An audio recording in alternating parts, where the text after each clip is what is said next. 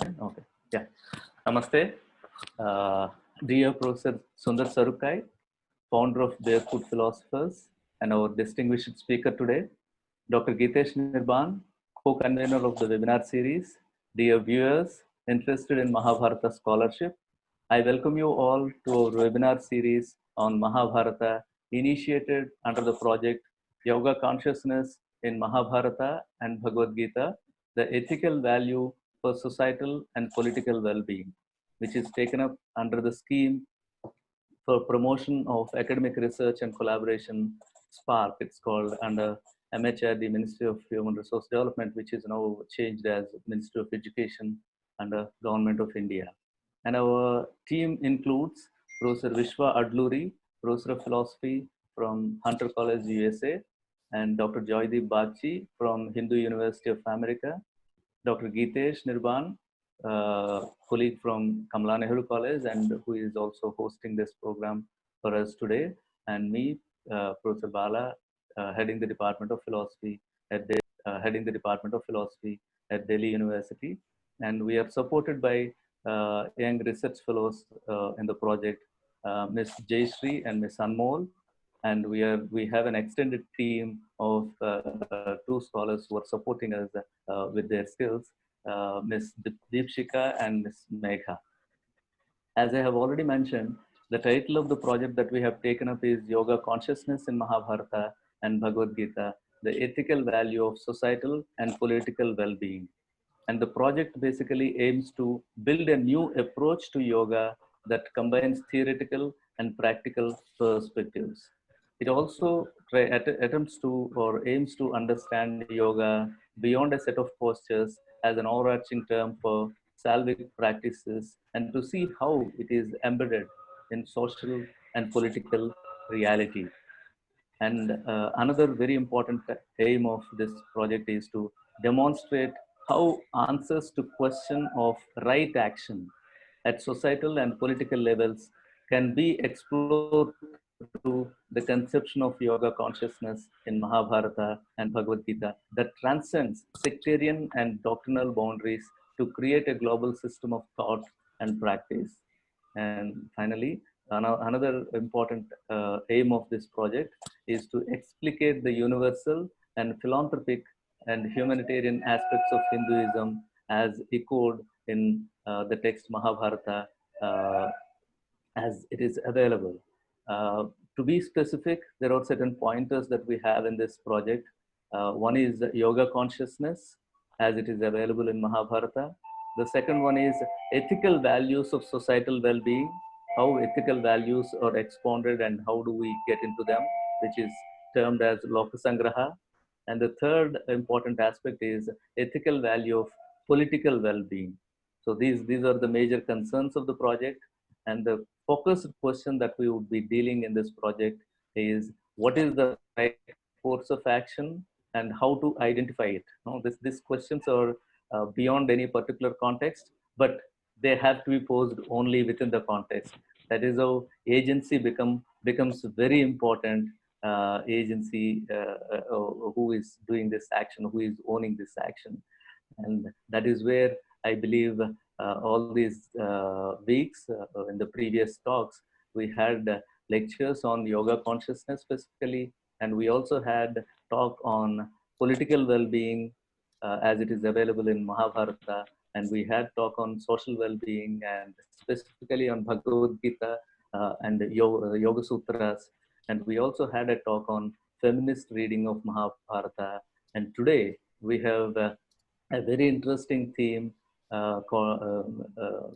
titled Ekalavya and the Possibility of Learning, which would be, again, I believe, would be dealing with the question that we have focusedly discussing all these weeks.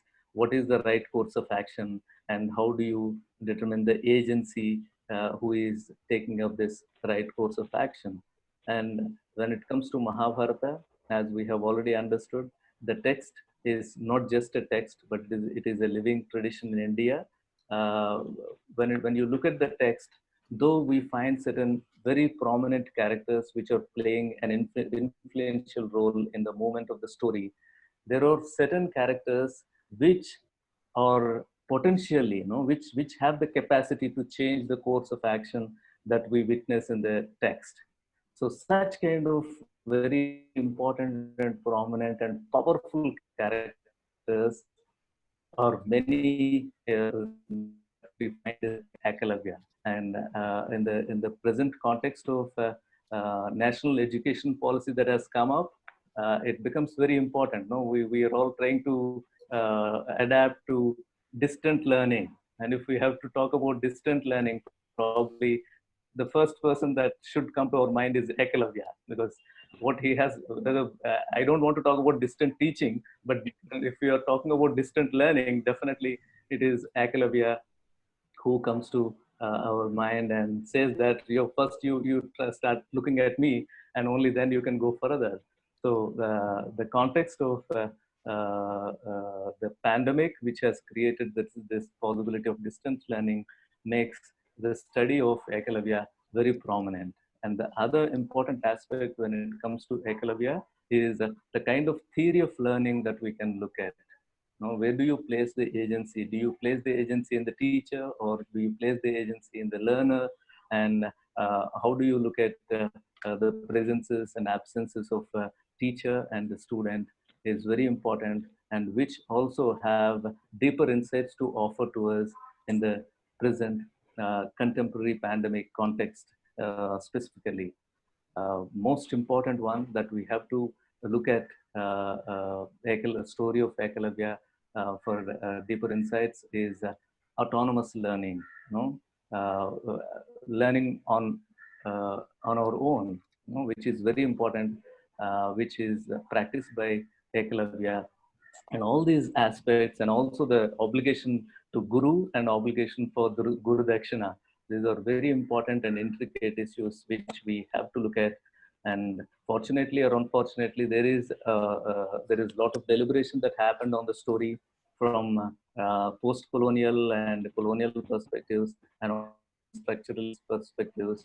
And I'm very sure today we are going to have a different reading of the story of Ekalavya. What are the deeper insights that we can gain from the story of Ekalavya?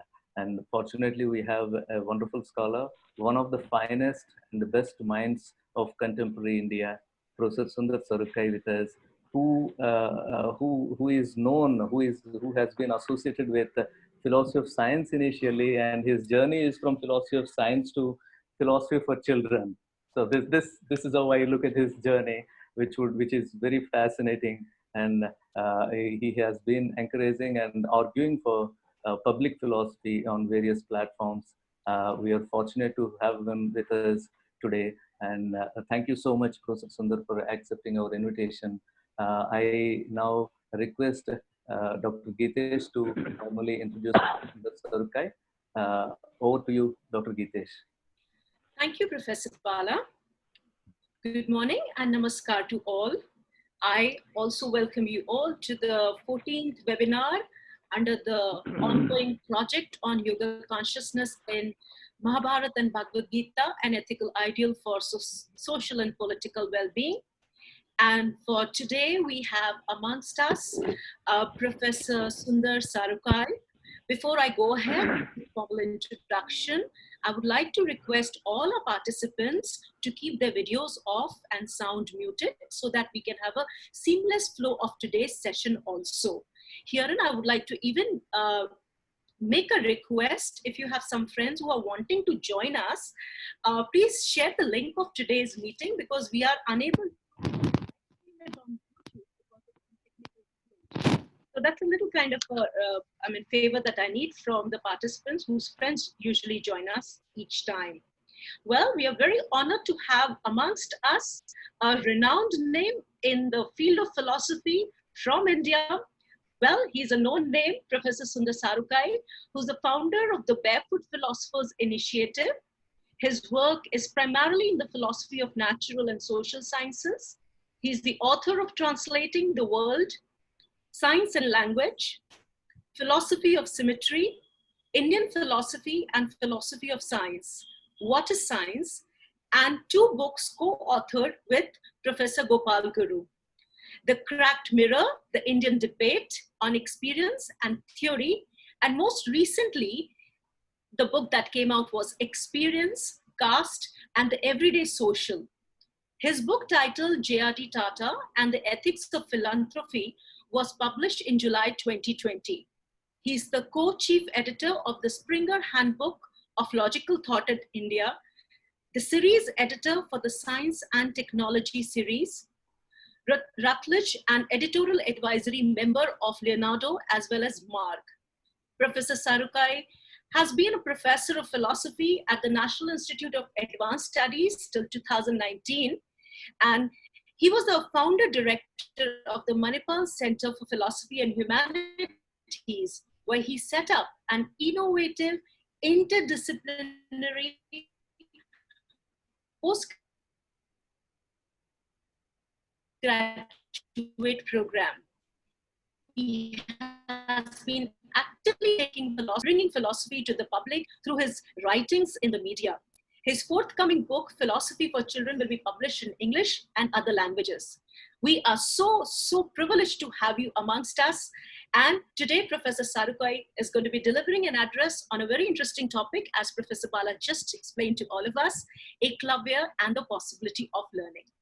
I now hand it over to Professor Sarukkai.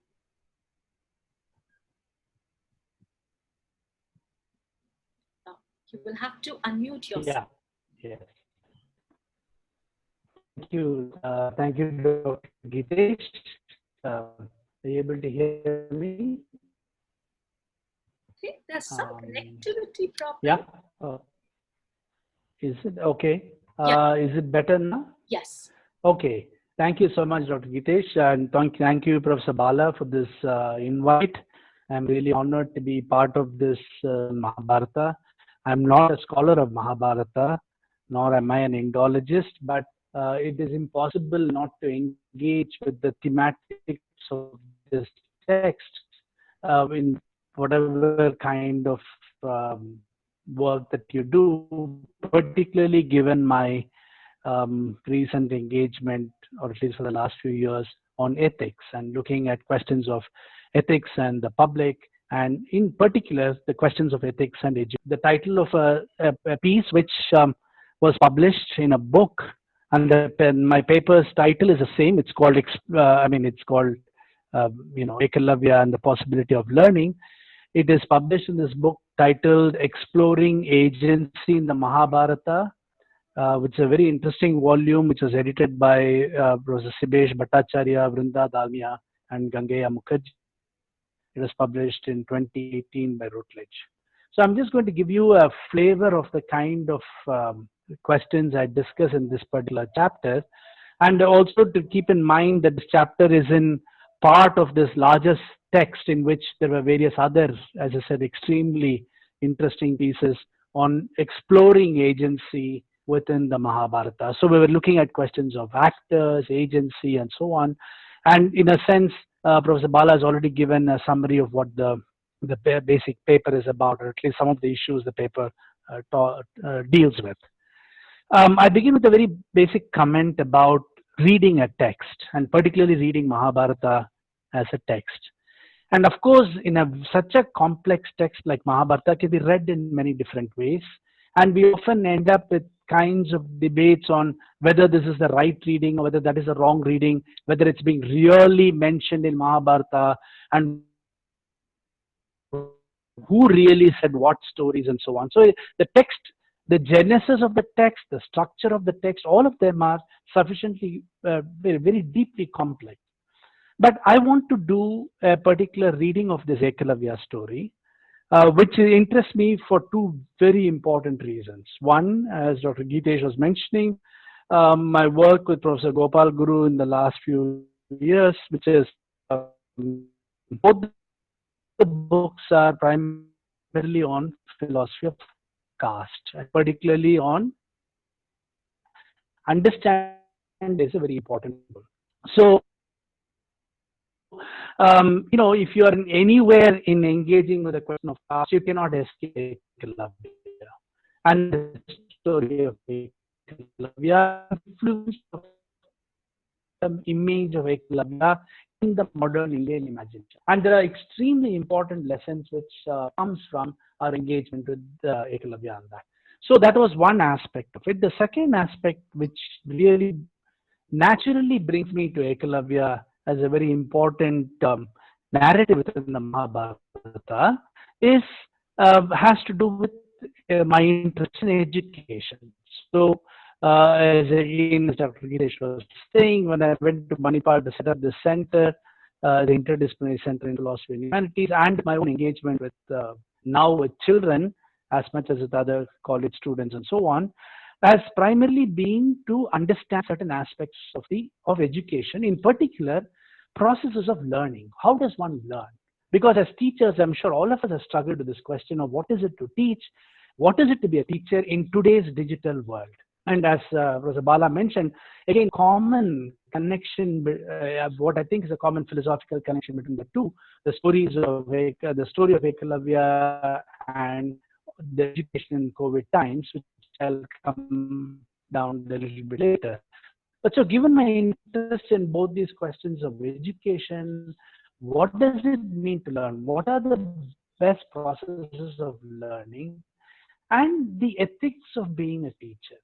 And that's a very constant struggle which all of us as teachers have, right? You expect from a student and all these kinds of questions. So obviously the story of Ekalavya brings all these issues together for me, and it has been a long and enduring engagement with these themes. So when this book was being planned, the Exploring Agency in the Mahabharata, and when they asked me to write something for it, I naturally gravitated towards reflecting on this Ekalavya story. And again, I came down to the point of the Ekalavya story also because of another reason, that Mahabharata is a grand text of amazing narratives, very detailed stories, very intricate descriptions of events, people, actions, and so on. And one very important question, which was important to me at least, was how do I read this as a philosophical text? And this is a question which I'm, for me, in my own interest in philosophy and the public, has often been extremely important and a question which is very difficult, because there are many texts written in the Indian cultural context which do not appear to be philosophical. If by philosophical we mean either the classical canons of texts like Nyaya, Sankhya, and so on, or the Buddhist traditions or the Jaina texts, or you're looking at canonical versions of Plato, Aristotle, and texts like that. There are many texts which are produced in the performance areas. As many of you know, some remarkable work from many people in India on the performance traditions of Ramayana and Mahabharata are so endemic. You cannot escape these performative traditions of Ramayana and Mahabharata in every nook and corner of the country. So, and therefore there have been many other expressions of philosophy which happens through music, which happens through theater, which happens through performances. So to me, I think the question of Mahabharata also raises a deep question of how does it become a philosophical text? And if you think it's only about storytelling, we can also come much later and look at texts like Gandhi's own writings and see how does Gandhi allow his text to be written as philosophical text, for example. Okay, the structures are different. What do I do when I bring in a philosophical framework to reading them? So one way is to look at the way we interpret these stories. So I want to look at one way to do a philosophical reading is to ask what are the kinds of philosophical themes which might arise from a reading of this story in a particular manner. And I'm sure you may come up with many other kinds of philosophical themes which may arise, etc. But I'm going to look at one particular framework, direction of questions in this direction. And before I start, we should also remember that the story of Ekalavya is available in many other versions in the same edited volume in which my piece appears. There is one by Professor B.N. Patnaik on an Odia version of just the Ekalavya story and the Guru Dakshina given to Drona, etc. I was told by somebody of them having seen a Tamil version in which Ekalavya goes secretly and watches the training by Drona and so on. So there are, I think Ekalavya has transcended the text in very many ways, and that is why it has become part of the imagination of the Indian cultural scene in such a deep way. But in spite of it, there remains enduring problems, and it was very well captured by one of my students, who is now Dr. Manoj, who is now teaching at Jamia. When he heard about this talk, he had called me and he was talking to him, and he said, it's ironic after all this time of talking about Ekalavya, so many scholarships and schools named after Ekalavya, that the Indian government's award for best sportsman is named after Arjuna, and the best award for coaches is named after Dronacharya. And he said, I thought it was a very insightful comment about his on the way in which Ekalavya gets absorbed into our contemporary discourse. Now, as I said, this standard interpretation of caste and exclusion in the context of learning has been very powerful. Okay, and it has been very powerful in many of the subaltern narratives about the way they make sense of education practices in modern India today, the kinds of exclusion practices which are endemic to our, the whole educational ethos within our country. But I'm not going to delve directly into that because, as I said, there has been much of literature in it, and also because I want to focus on the question of education here, because education has always been associated with exclusion, and I'm interested in that question. I'm interested in the question that in any community which produces knowledge, there is always a function of exclusion which has happened. What we see as universal education, where you expect all children to go to school, is a very new phenomenon. You can probably place it within 100, 150 years.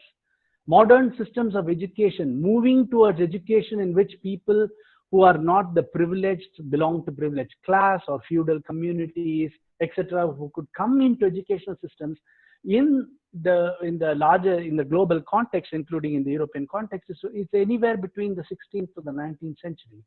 And even in places like Germany, which took the lead in bringing children to schools, it's around 17th century when these ideas get far more formalized within society. But still, the schools there were largely run by the churches, and that is the same case in the US and so on. So the idea that education, and there is some very interesting, I'm sure historians of education will point out that till 19th century, child labor was seen to be okay. There were laws against child labor only as late as late 19th century.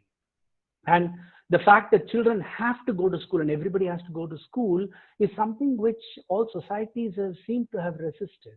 And that's very interesting because it shows a particular kind of a non-egalitarian impulse within the formation of societies. I'm saying this as a background to the larger question of how we make sense of larger questions of exclusions within the project of learning. And what is it about education and learning that seems to be so closely associated with this kinds of exclusion? And as I said, that's an extremely important point, and we need to talk a little bit about it later. Many people who have also reacted against looking at Ekalavya's story in the context of caste and exclusion, particularly in the context of caste. And there are many kinds of defense that this is not really about caste, that is not really mentioned in the text, as if it is a that Drona rejects Ekalavya as a student, not because of any specific rules of caste and so on. But I think that's, I think even Vivek Debroy, who has done this wonderful translation of Mahabharata, has also in a piece which he has also questioned this point, that is it really a question of caste or a question of Varna and so on. But without getting into that particular kind of a debate, I want to try and see how to make sense of these questions, whether we want to say it is notions of practices, the agency of caste is working, or is it something else which is operative in this context. And that's why I want to go back to the question of just learning. That's my interest today. I want to understand what is these theories of learning and teaching and learning that is actually operating within this text. And I think, and this is the argument I make in this paper, is that this story is extremely important in the Mahabharata. It is not just, I mean, sometimes you look at the collection of so many of these stories with all kinds of connections, you wonder, why are all these stories within this particular text? What function does each of the stories play in this text? So I want to argue and show how this particular story has an extends the text. Okay, and again, I may be reading more than what may be present, but I think that kind of a point is, I think we need to understand how to look at these texts in far more interesting ways. And as I said, the question of learning and teaching and learning today is very deeply related to this question of Ekalavya, because it raises a very fundamental question about the need for the physical presence of teachers. And this is a question which we confront when students are seeing us on either the digital media, or we don't even have to look at it in terms of digital media or in terms of texts. And I read a book of a particular author, and I think I learn from the book of the author. What is it that we are doing really very different, which is very, very different from what Ekalavya was doing? How do we make sense of it? How do I conceptualize this larger question? So let me start I'll just follow the paper structure and try and, give you some essential ideas which I've written in that. And I'm be happy to share this paper, I think, which I've already sent to the Professor Bala, who can share it if anybody is interested in reading it. So as I said, one of the main question I began by when I wrote this is, why is the story of Ekalavya a part of this? What is there a kind of a purpose to it, and how do I understand the question of ethics of education and learning, teaching and learning through this particular story? And the story of Ekalavya, just to remind you very quickly about it, which I'm sure if you know, is actually quite simple. To start with one particular part of the story, Arjuna is a favorite disciple of Drona, and one day he, along with the Pandavas, discovers a great skill of Ekalavya when they're hunting in a forest and there's a dog barking, and the dog's barking is suddenly stopped by 7 arrows, which are placed with such great skill without killing the dog, but making it stop barking. And when these princes, Arjuna and the princes, see it, they are quite shocked because they realize it's of a great skill of an archer who could do this. And then they meet the person who does this, which is Ekalavya, described in very quote-unquote tribal form. And Ekalavya, and they ask Ekalavya, who is your teacher? And he says Drona, he's a disciple of Drona. And Arjuna goes back to Drona and demands of him, he asks him, how is it that you've been teaching this student who seems to be much better than me? And the whole context of this here is that Drona has seemingly assured Arjuna that he will be his best student. So when Arjuna goes and asks Drona, I was supposed to be a best student, but here is Ekalavya who seems to be better than me. And so in response, Drona goes to Ekalavya, and Ekalavya falls at his feet, etc. And then the Drona says, if I am your guru, what is the payment you're going to pay me as Guru Dakshina? And Ekalavya agrees to pay his Guru Dakshina, and Drona says, give me your right thumb as Guru Dakshina. And Ekalavya cuts his thumb off. And in the text, you have the mention, so it's a very clear mention, at least in the story as described in the text, that the moment the right thumb is cut off by Ekalavya, the lightness of his skill is decreased and Arjuna is happy. So that seems to be a very clear kind of a correlation between Drona asking for Ekalavya's thumb, which diminishes the skill of Ekalavya as an archer who surpasses the skills of Arjuna. So this interpretation has had this very deeply and an important caste question, because Drona is a Brahmin teacher and is a teacher of the prince of the Kshatriyas, and Ekalavya is a Nishada, and and that is what in English text it comes in various ways. It's referred to as tribal, so there's seemingly a tribal, the forest dwellers versus the ruling class conflict. There are also definitions of Nishada in the tradition that they are children born of inter-varna marriages and so on. But Ekalavya is not just a forest dweller. He is the son of a king of the Nishadas. And so he is in a sense within the class question of the subalterns. He's already the son of Hiranyadanu, who is King Emperor Jarasanda's general, who fights against the Yadavas. So Ekalavya comes from that particular background, and he's so repeatedly this question, the way the interpretation has been, is between the class, the caste fight between the so-called tribals and the upper caste. It has also been about questions of how much you can transmit knowledge, and you can see why the Ekalavya story in the Mahabharata gets this particular kind of interpretation, because you have other kinds of textual textual proscriptions, exclusions of who can study the Vedas, who can participate in these rituals, and so on. So you have to look at it in that larger context, not just in saying that Drona is saying, I'm not going to teach you because you're not of the higher class born, in the way it is presented in passing in the text. But to make more sense of this story, and as I said, this is why it's so difficult to read Mahabharata in this sense, because there are so many kinds of stories which intercut or intertextual in such a complex manner. But very quickly, to understand the story, we need to go back to the story of Drona himself, who is the son of sage Bharadwaja, is a great proponent of archery, etc. And one of his childhood friends was King Drupada, and with whom he was very close. But when King Drupada takes over the mantle of a king, and Drona goes to him because Drona is very poor and thinks his friend is going to accept him and give him wealth, etc. King Drupada ill-treats him, and Drona, who is very insulted, promises a revenge against Drupada. And so the whole story is driven by this question of revenge, which is there in Drona's mind, that he's going to take revenge against Drupada for the way he insulted him. So he becomes a teacher of the Kurus, the son of Dhritarashtra and Pandu, and Arjuna, among all the children he teaches, becomes his favorite. And we should remember that, because the Guru Dakshina story is so much a part of the Ekalavya story, we should also remember that after the Ekalavya episode, the episode of Drona asking Guru Dakshina of the princess is also present, where he finally tells them after the training is over, he says, I have been training all of you in order to get you to revenge my insult by King Drupada. So now is the time for you to pay back my Guru Dakshina. So the princes go to war against Drupada. The Kauravas don't do well.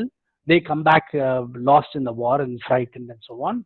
Then Arjuna and the Pandavas go into war, and Arjuna captures Drupada, drags him to Drona, etc. And then they share half the kingdom. So it's a very interesting, complex story, because eventually Arjuna, who defeats Drupada, goes and does penance and gets 2 children, one of whom is Draupadi, who then marries Arjuna in the Swayamvara. Okay, so you can actually, as I said, engage with this story in very interesting ways. Even the question of what it means to take revenge on how revenge itself is played out in this narrative. So the Guru Dakshina is occurring in different levels through the text again here, as we see even with these princes. Now, how do I want to enter into a particular kind of a discussion on this? By looking at the question of motivation and intentionality, because one of the most powerful elements of the Ekalavya story is the motivation of Drona. Does Drona refuse to teach Ekalavya? So as part of the story, it is this, I forgot to mention it, when Drona starts teaching the princes, he becomes very famous, and apparently many princes flock to him to learn from him, and one day Ekalavya goes to him and asks that he be taught by Drona. And he says that he is the son of this king Hiranyadanu, etc. But Drona refuses to teach Ekalavya, and Ekalavya then goes back, takes a clay idol of Drona, and keeping the clay idol of Drona, Ekalavya presumably learns his skills of archery. Okay, so in this discussion, the question is, why did Drona not accept Ekalavya as a student? Where are these questions of exclusion and knowledge that I was talking about? How does it play out in this? Is it a very simple linear process, or are there other kinds of questions in this? So let me just set it out rather than answering it right now here. Let's look at the different layers of all these kinds of things, right? Now, the one question is, why does Drona ask Ekalavya for his thumb? And the common answer that we all hear is because he wanted Arjuna to be the best archer. And why does he want Arjuna to be the best archer? Because remember that it is after this episode of Ekalavya that the fight with King Drupada is going to happen. And Arjuna, in principle, has been hired by Drona as his favorite student. And I'm using hired in quotes here because he wants to defeat Drupada. So his desire to please Arjuna in order to get what he set out to do, which is the revenge on Drupada, was still unsatisfied at the time of this Ekalavya episode. Now, the way people have responded to say that Drupada was living up to the promise he made to Arjuna that he will make him the best archer. This is really tenable in way in which we can look at the other kinds of questions, other kinds of stories which arise in this text. First of all, in a very simple sense, Drona cannot be held responsible for Ekalavya's skills because he did not teach Ekalavya in the sense he taught Arjuna and the other princes. But there is another small story which is worth looking at. And this small episode is this, that when he's teaching the princes, Drona secretly tries to make his son Ashwatthama a better student than Arjuna.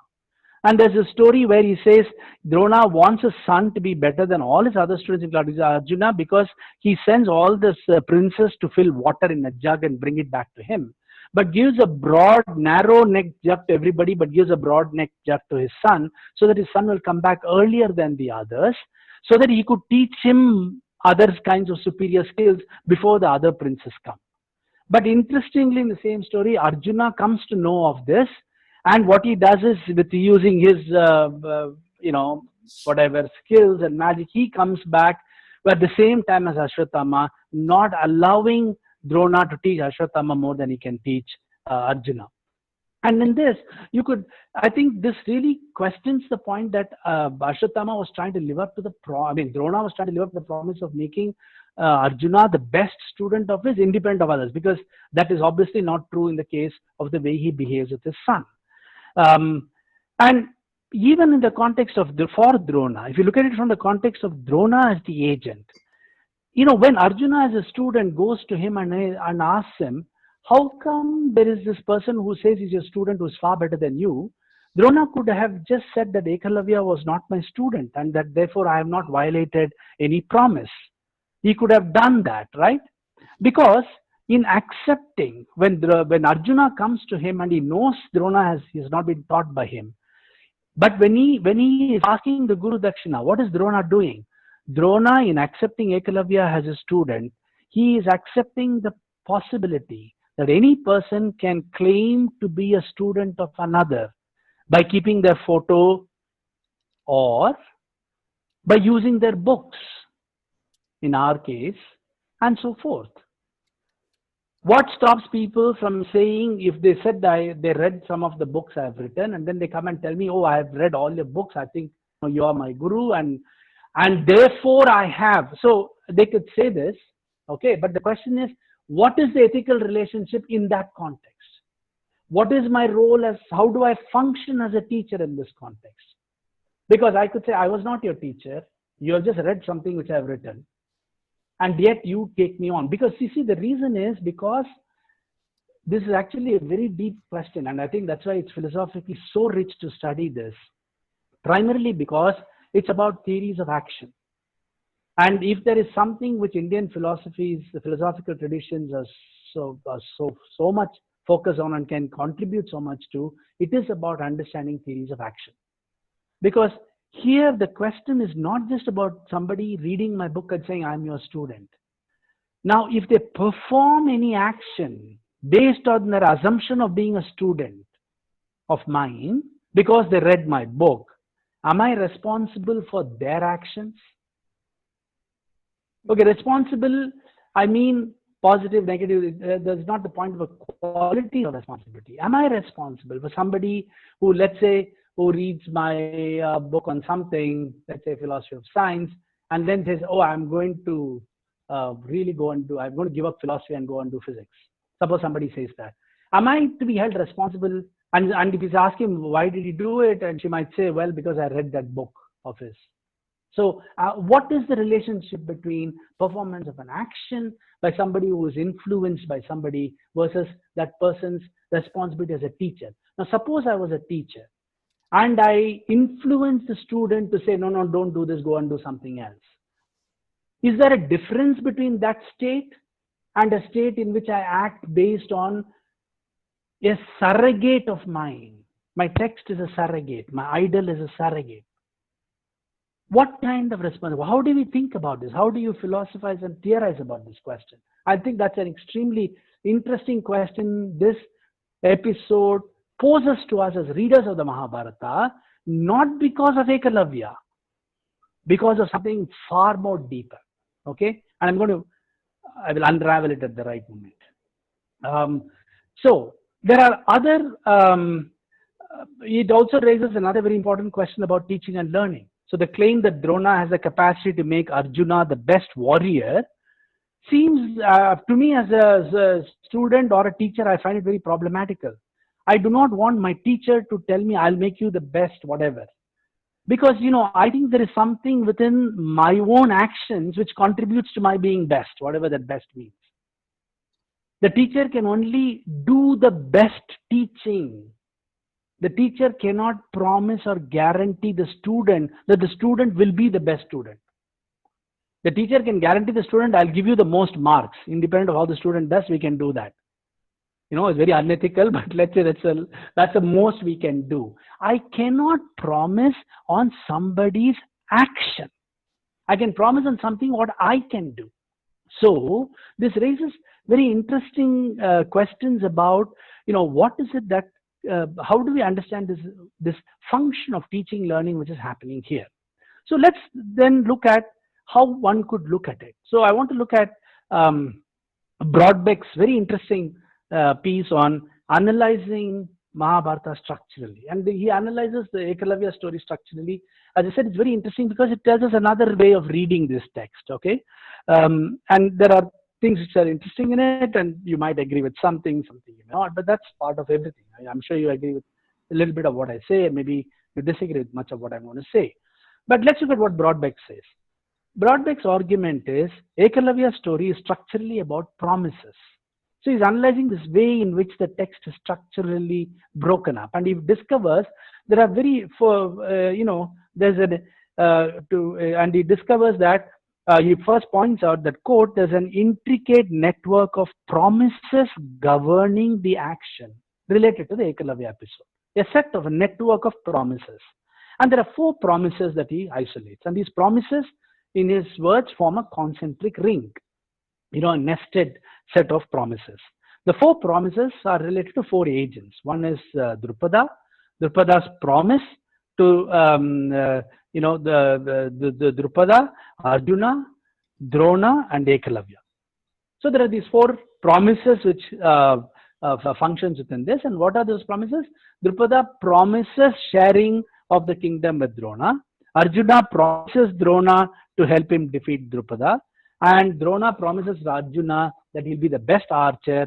And Ekalavya, quote, I'd say giving the exact quote of what Broadbeck says because I think it's a problematical point. And Ekalavya, quote, promises to give Drona whatever he wants. And so Broadbeck understands actions or why people are acting in a particular way as resolving these promises. His fulfillment of these promises is what explains why people act in certain ways. So Drupada giving Drona the kingdom, Arjuna fighting the war against Drupada, Drona making sure that Arjuna is the best archer by asking Ekalavya's thumb, and Ekalavya giving his thumb. Now, I think this point about the promises is actually a problem because I think, a promise is, one can look at this again. I think a lot of philosophy is very helpful in looking at this and ask, what kind of an utterance is a promise? What kind of a speech act is a promise? And if you really look at it as what kind of a speech act is a promise, then all these four kinds of promises are not of similar kinds.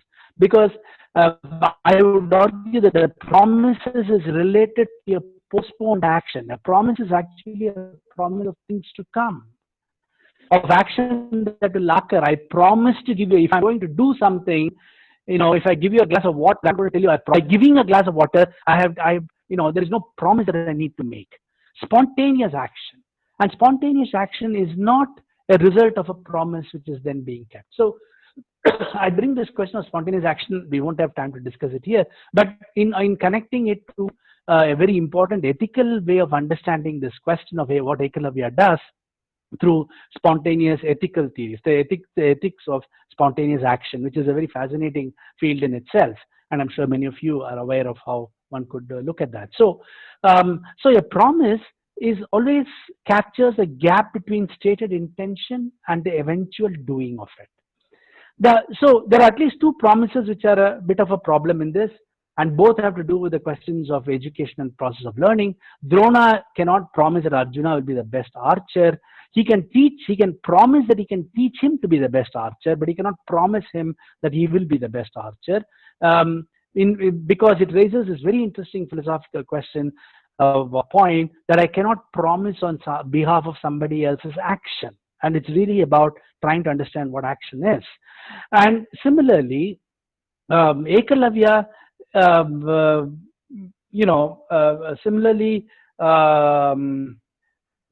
so the Broadback suggests that Drona takes Ekalavya's thumb only in order to live up to the promise that Arjuna will be the best archer. It is really not supported by what is present in the text.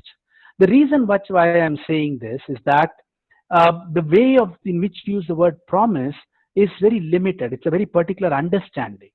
And I want to look at it in the context of a larger understanding, because both Drona's assurance to Arjuna and Ekalavya action are not promises for different reasons.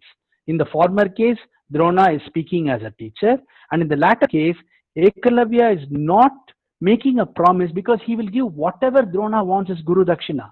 He does not have to utter this as a promise.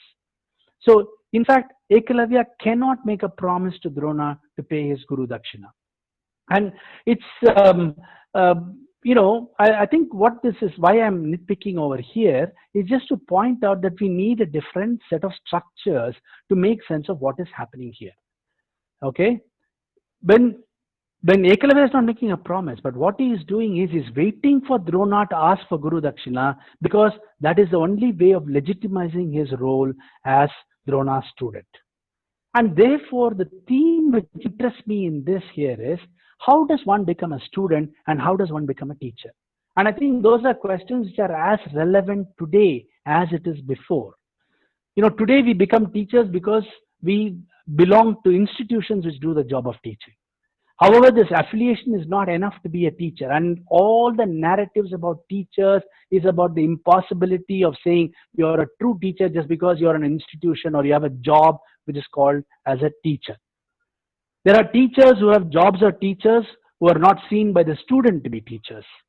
And throughout the long history of teaching, the tension of belonging and being, belonging to institutions and being a teacher animates the narrative of a guru or teacher. In the Bhakti traditions, for example, there are examples of teachers, very influential teachers, who did not belong to any accepted institution. And a part of the tradition is to redefine what it means to be a teacher and to whom one could be a teacher. And similarly, you could ask the question, what are the characteristics which makes a student?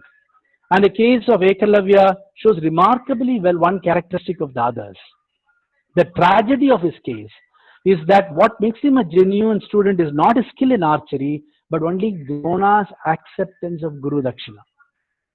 That's a kind of a social moment about education itself, something which is as much present in our modern education practices in terms of legitimization of what constitutes learning, what constitutes knowledge worth enough to be taught, and who can be teachers whom we can hire into our institutions of education. And that's an integral part because it's a question about legitimization. Who can actually legitimize? What is it that you are what is it being legitimized by Drona? All the Drona is saying, give me your thumb, give me some money or whatever is Guru Dakshina. And how does that become part of who a teacher is or who a student is? In the other sense, in other words, it is that act of asking Guru Dakshina, that moment when Drona accepts his role as a teacher of Ekalavya, although knowing he has done nothing for him by asking for Guru Dakshina, and it's the same moment which makes Ekalavya a student of Drona, and not just in Drona's eyes, but in the eyes of Ekalavya.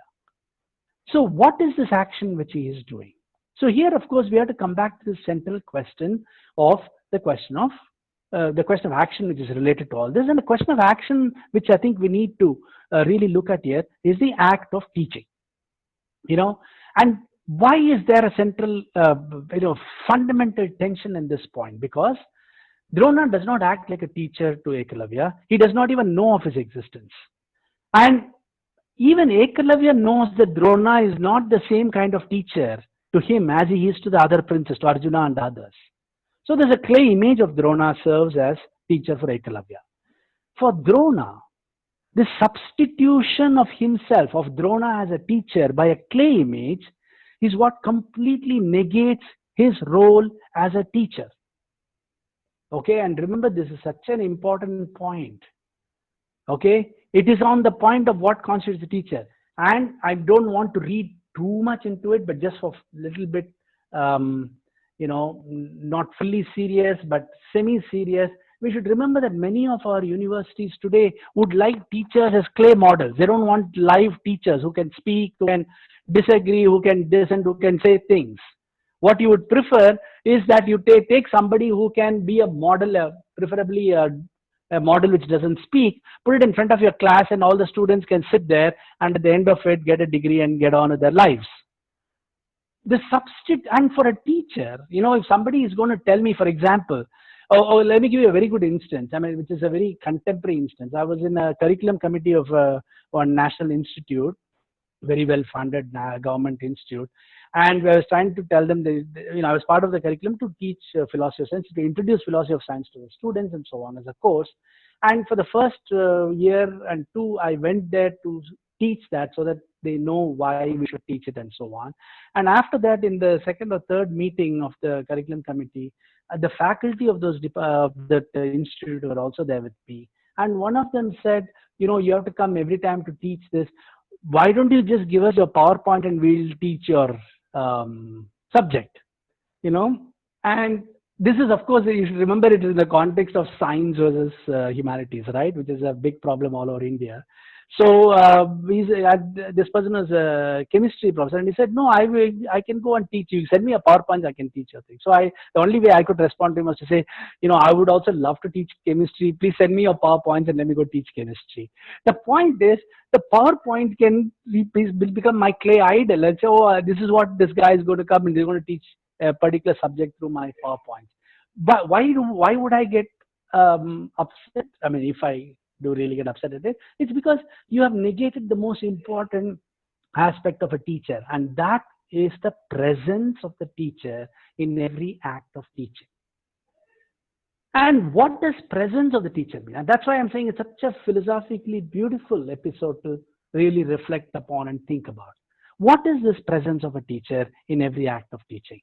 The Ekalavya's greatest strike is not, with all the other kinds of social context, is also this massive point about teachings, by saying the presence of a teacher can either is unnecessary or it can be subordinated to other forms, which does not have to do with physical presence.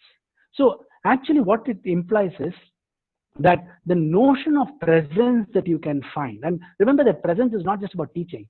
If you talk to theater artists, they'll tell you what is most important between theater and film, with both of which you are shooting something and seeing some stories and so on, is the fact that the actor brings this unspecified notion called presence on stage. And for theater directors and others, presence of an actor is so important. When the actor comes on stage, they want to look at not how well you can talk, dress, all that is fine. But can the presence of the actor be seen on stage? Can it be exemplified in the moment of acting? And for teachers, we are presenting ourselves in front of our students. But what this presence could mean for the act of teaching is something I think this particular episode makes us think about. Now, what Ekalavya does is he's able to take an idol of Drona and give life to it and learn with its presence. That is, he is displacing the lived presence of the teacher into another kind of presence. So to actually understand this is so important here. In a sense, if you look at it from our context now, the idol is a text. And as I said, it's as good as a book authored by Drona. So you could ask the question, if Drona wrote 100 short steps to learn archery, or learn archery in 30 days. Yeah, sorry, that's a better one. Learn archery in 30 days as a book. And Ekalavya goes and buys, Ekalavya wants to go join his class, but he says, no, I can't take you. Then he goes to the shop, but he says, when you go out, please buy my book and go. The desperate aim of all authors. And so this guy buys this Learn Archery in 30 days, goes back and learns it. What is the difference between the idol of Drona and the 30 Learn Archery in 30 days? Is Ekalavya learning from a book written by Drona? Is this what he is doing when he's using the idol as a substitute for a teacher? Or is there a fundamental difference in the relation between the idol and the student and between idol and a worshipper? And the central question is this: how is it possible to learn from an inanimate idol of Drona? And that's why I make this point, which some people, which at least I know one reviewer is not happy about, which is that I take the position that I would mark Ekalavya's story as the first most important theory of learning, because Ekalavya is exhibiting a particular model of teaching learning, which is the student is a site of learning, of course, but it is also something more than that, and how to engage with the idea of a teacher. So when I had written this, one of the reviewers of a book somewhere of this whole book, Dr. Pradeep Bhattacharya, points out, very, I think correctly, that this is not the first model of learning. There are 3 other students in the Mahabharata before the Ekalavya episode, Aruni, Upamanyu and Uttanka. But in all these 3 cases, and that's the point, I think what he missed when he was reading my stuff is, in all these 3 cases of Aruni, Upamanyu and Uttanka, they were all living with the Guru. They were traditional students living with the sages there, and they learned from the sages and they learned by themselves through thinking, etc. With the case of Ekalavya is the first model of learning where the question of a teacher is fundamentally put into doubt. Or what does it mean as a presencing of teaching, and what does that mean? That really becomes an extremely important model here. Now, of course, you might say that there's a difference between a book and an idol, that the book has knowledge content, etc. But there is, you can have very many, the idol in a sense is a book, and you can interpret it in different ways, different people can interpret it, etc. But the most interesting point in this, again, without going too much into this, I'll again point this out, that through this process of engaging, of making the clay the lived presence, Ekalavya discovers the teacher in himself. So the student-teacher binary, which functions within a very strong Gurukula system, where there is space for students through certain forms of debate or thinking to get, but in this case, there is a rediscovery of the idea of being a teacher in himself. And that's why for me, Ekalavya embodies the eternal structure of teaching learning, as one word, teaching / learning, not teaching and learning. He is a student / teacher, both at the same time.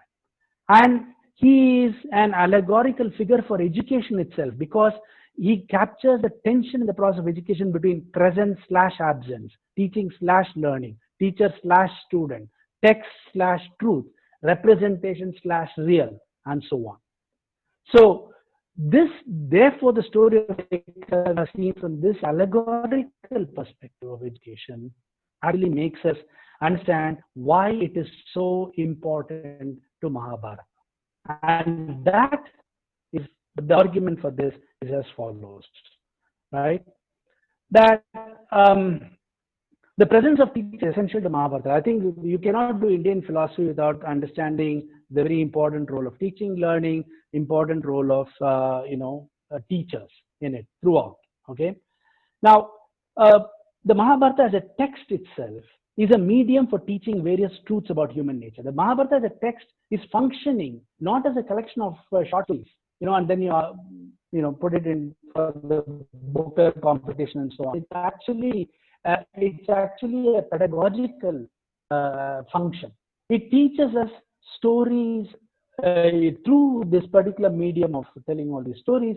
It teaches us various truths about human nature, human society, the question of good and evil, right action, the nature of the divine, and so on.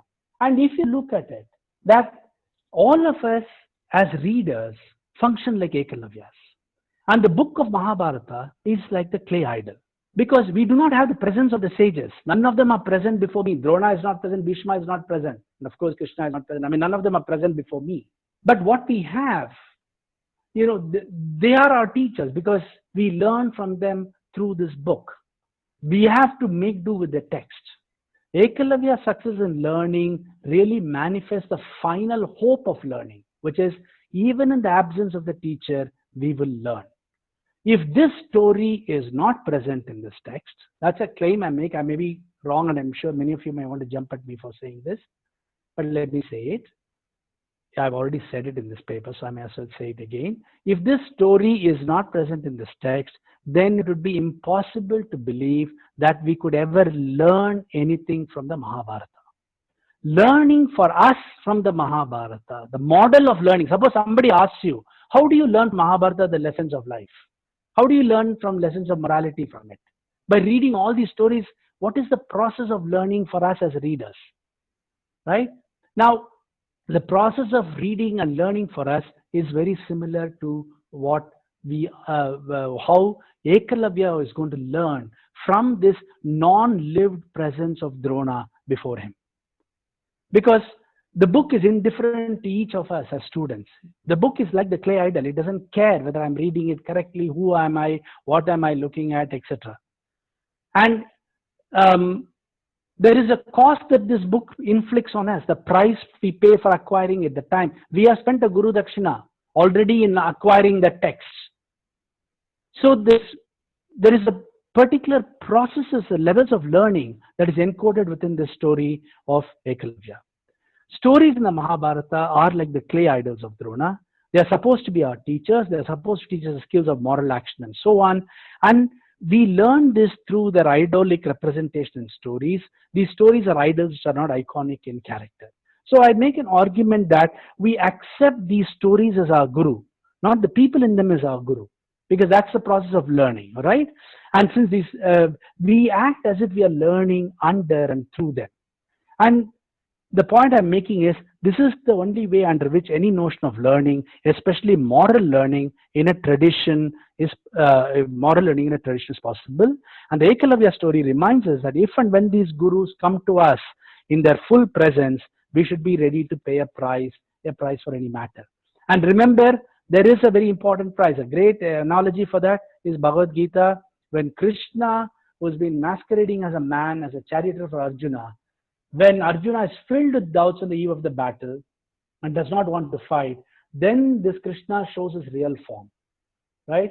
Krishna comes to Arjuna just as Drona comes to Ekalavya. And just as Drona demands a price, so too does Krishna for showing Arjuna his lived form. The price is the price of war, which Arjuna has to now wholeheartedly participate. Ekalavya gave his thumb for the right to see the original being, but Arjuna gives up his whole ethical doubt about war.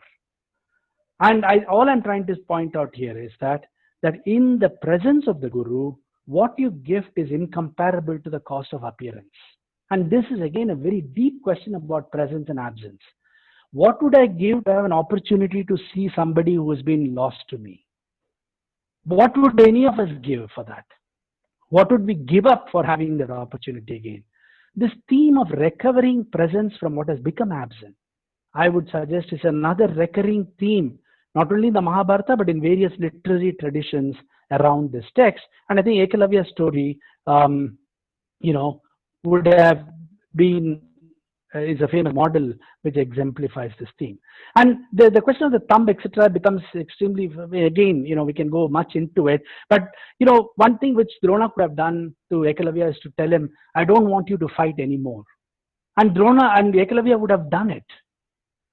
So the whole reading of the thumb and what it stands for, etc., has completely, there's a whole section which I discussed, which I won't talk about here. And should I sort of wind down, Bala? Am I gone about time, or On time. Okay. Please take your time. Okay, I'll just finish it in a few minutes. Yeah. As I said, one point which you could often raise is that you could have asked if Drona had told Ekalavya, don't practice archery anymore. Ekalavya would have given that as his Guru Dakshina, like just as you so readily gave his thumb. What is, if that was the aim of Drona, was to say this fellow is Ekalavya is a better archer than Arjuna, he could have done this as easily, in a sense.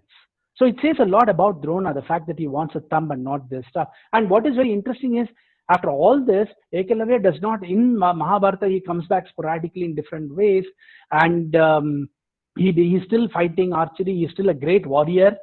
He continues to practice archery without the use of his thumb, and so on. So it's not that Ekalavya stops his archery, but the point here is something very interesting, I think. That is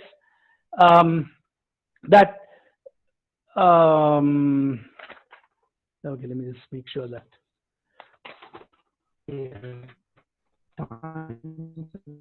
Yeah. No, I'm being saying imperfectly here, but let me just say this because I think it's also a contentious question when I say this. That one of the most important problems about learning or methodologies of learning in these things today is, what does it actually mean to be a teacher-student relation?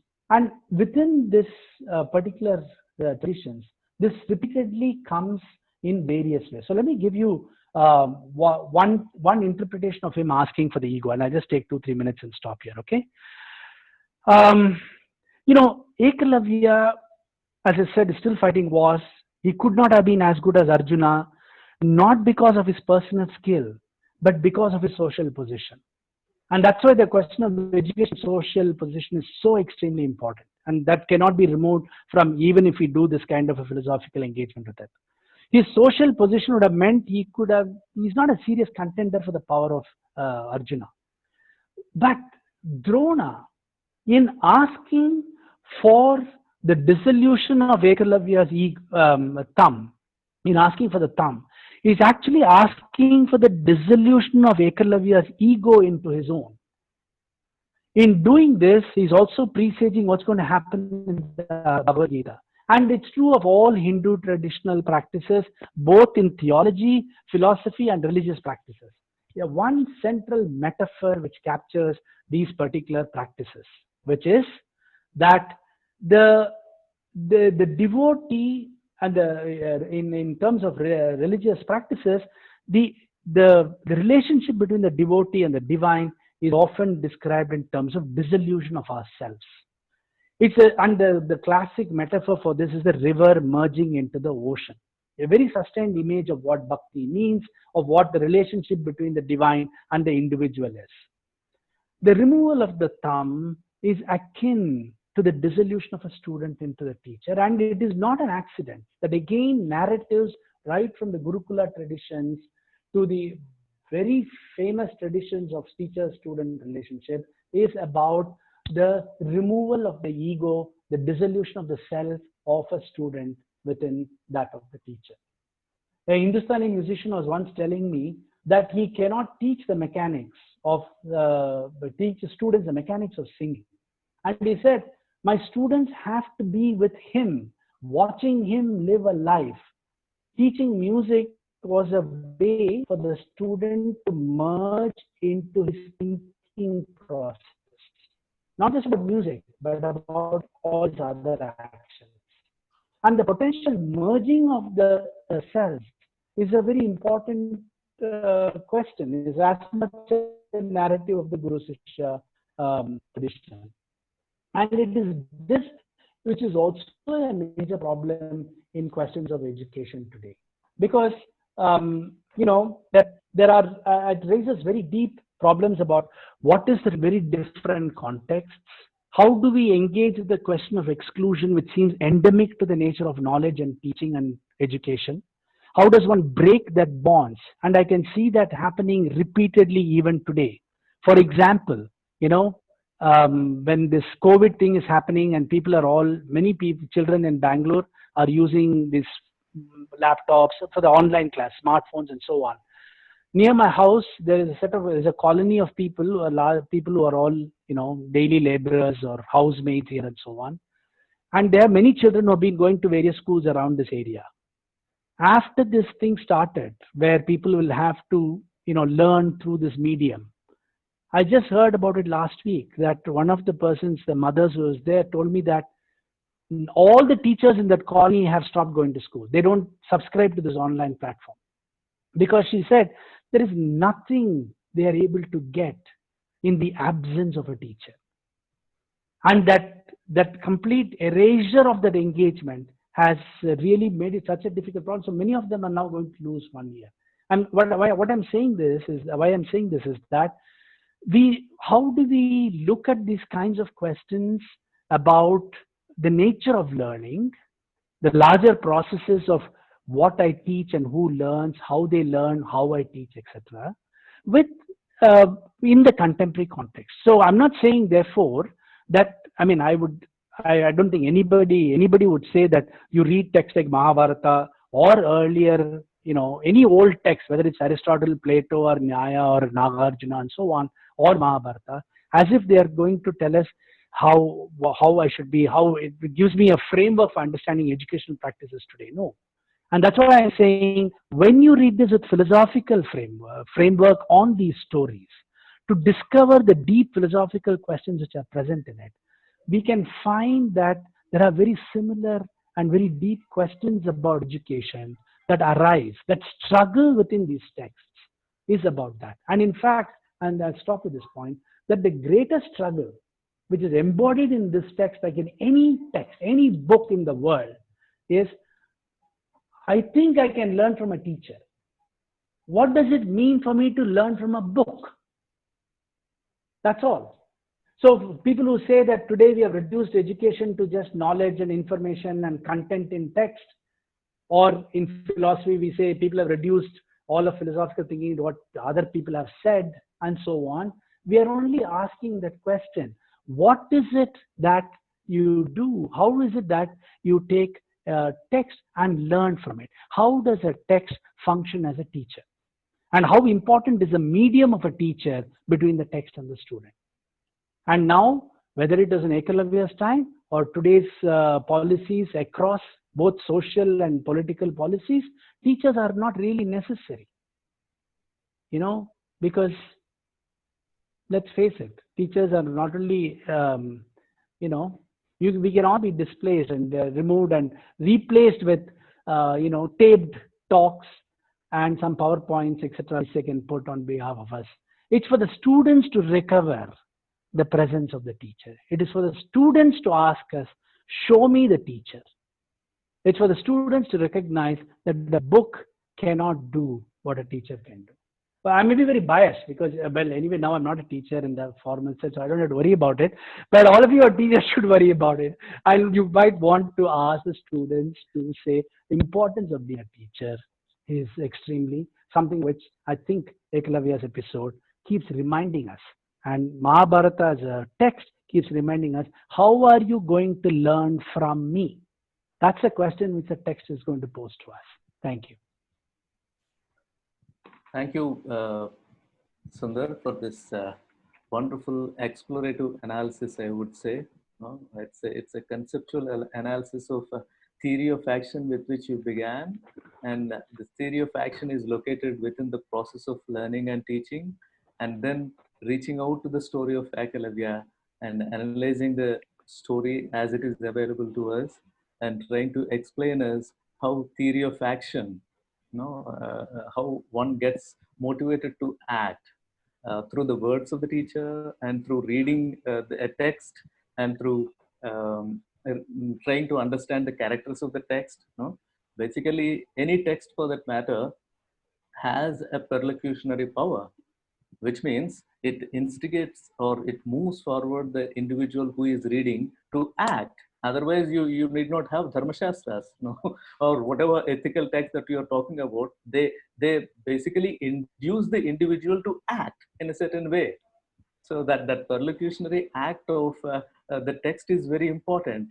In that particular sense, if Ekalavya's story has to induce us to look for innovative model of learning, that the story, the character tries to present, that would be a successful thing. And thank you so much for bringing out. Bala, if I can just intervene just a second, because you reminded me of a very important part, which I forgot to say, that the difference between the text's capacity to be a teacher and a real presence of in whatever presence of a teacher is that, to me, a very important part of it which is present here is that teaching is not just speaking, but living. So the learning from a teacher, the presence of a teacher, is not just in listening to the words which the speaker speaks, which the text can do, or a recorded voice can do.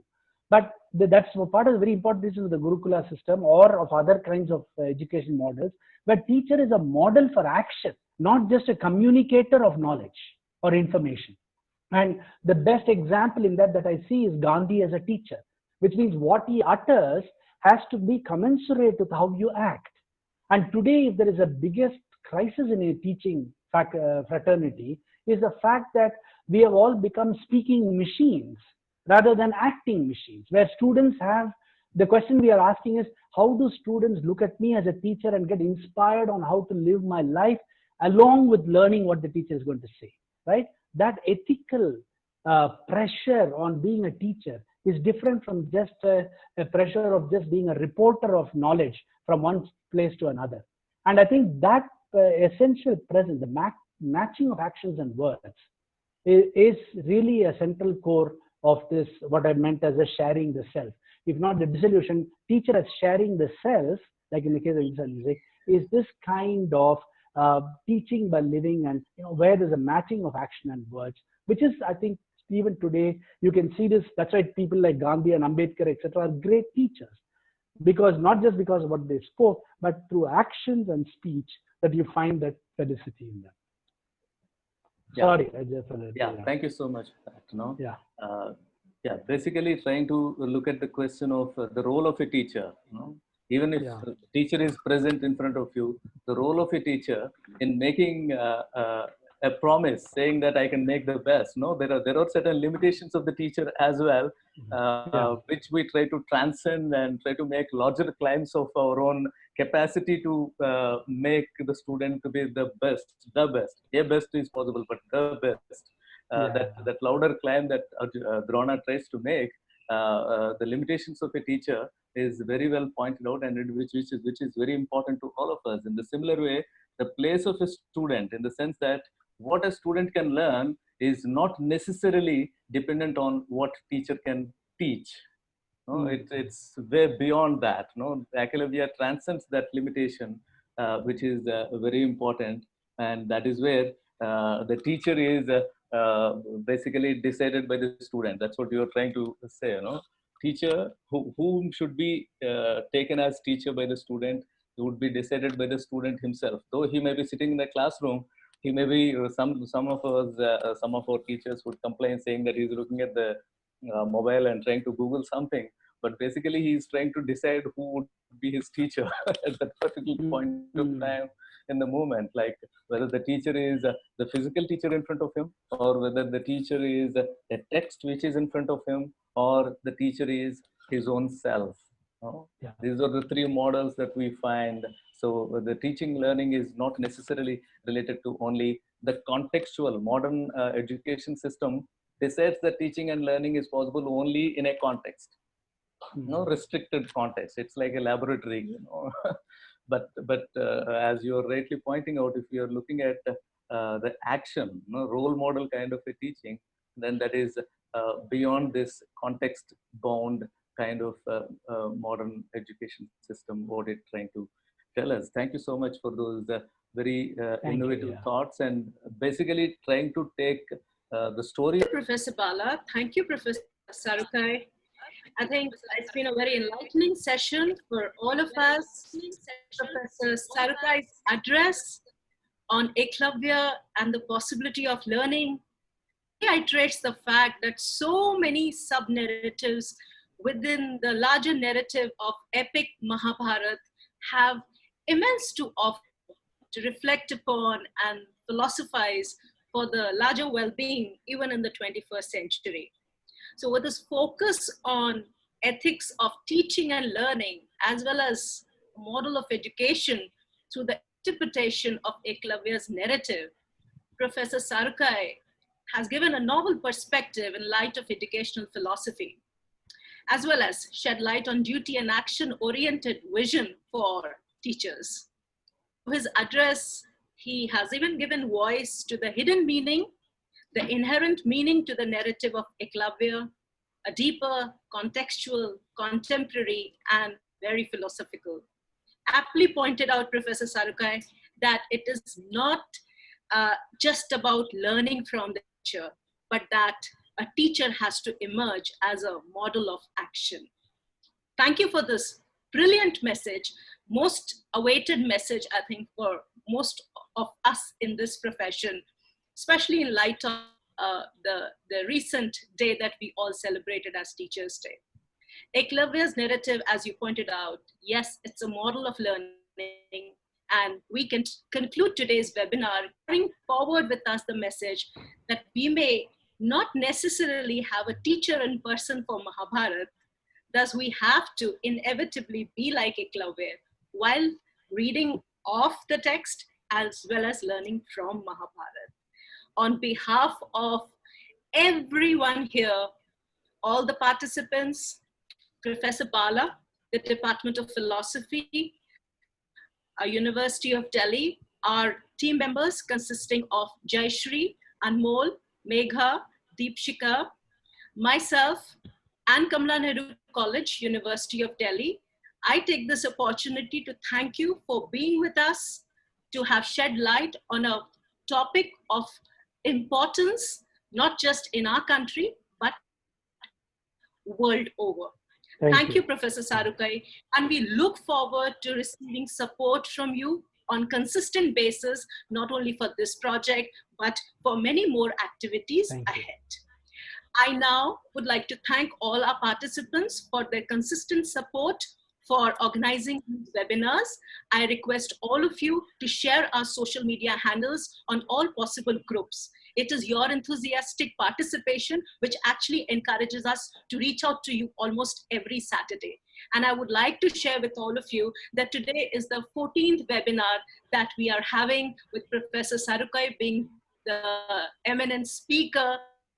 We started this process in early June. We were not very certain how we are going to go ahead, but I think with the support of each one of you, we have felt a great sense of encouragement as a team together to reach out to you, to reach out with the messages, the inherent messages, the obvious messages, and all possible things that we could manage within the framework of Mahabharata. You are requested to send us your feedback. If you have any suggestion for a particular speaker, we look forward to receiving that too. So on behalf of all, I thank everyone being present here. I now request all of you to switch on the videos so that we can have photographs. I'm on page number 1. I request all to switch on the video just for a second to take a quick picture.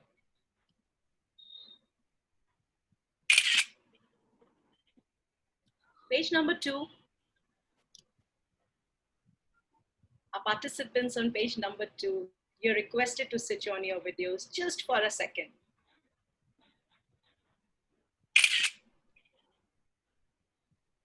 Page number 3.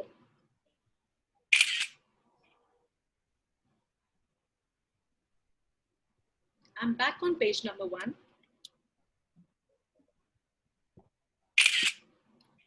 Thank you all and namaskar. Thank you. Thank you, Sundar, once again.